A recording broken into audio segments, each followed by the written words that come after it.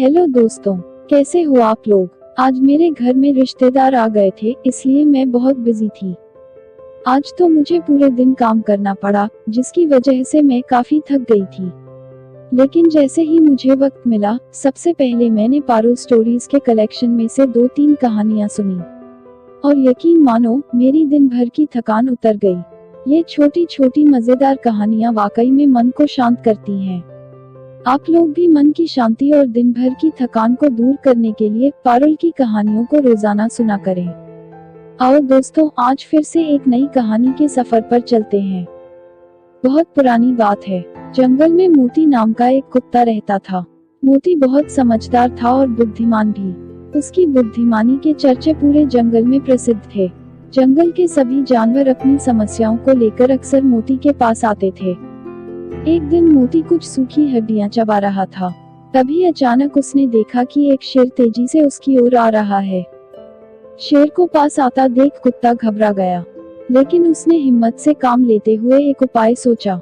वह शेर की तरफ पीठ करके बैठ गया और शेर के नजदीक आने पर हड्डियां चबाते हुए जोर से बोला, वाह, आज तो शेर का ताजा मांस खाकर मजा ही आ गया।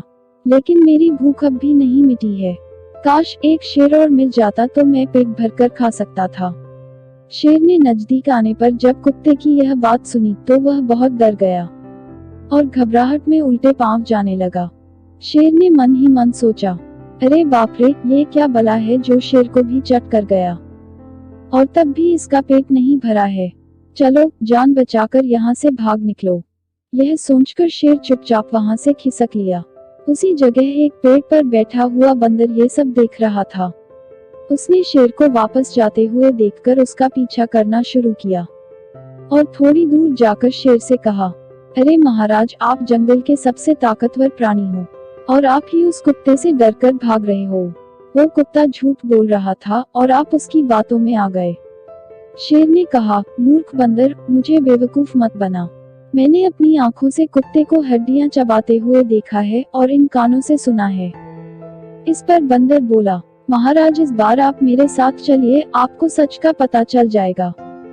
शेर ने बंदर की बात मान ली और उसे पीठ पर बिठाकर वापस उसी जगह चल पड़ा। इधर कुत्ता अब भी हड्डियां चबा रहा था, लेकिन जब उसने उस शेर को बंदर के साथ वापस आते देखा तो वो सारी बात समझ गया। इस बार दोबारा हिम्मत जुटाते हुए कुत्ता रौबदार आवाज में बोला, इस बंदर को कितनी देर हो गई है। इसे एक शेर को पकड़कर लाने भेजा था और वो अभी तक वापस नहीं आया। इधर मेरी भूख बढ़ती जा रही है। इस बार उस शेर के साथ साथ इस नालायक बंदर को भी कच्चा खा जाऊंगा।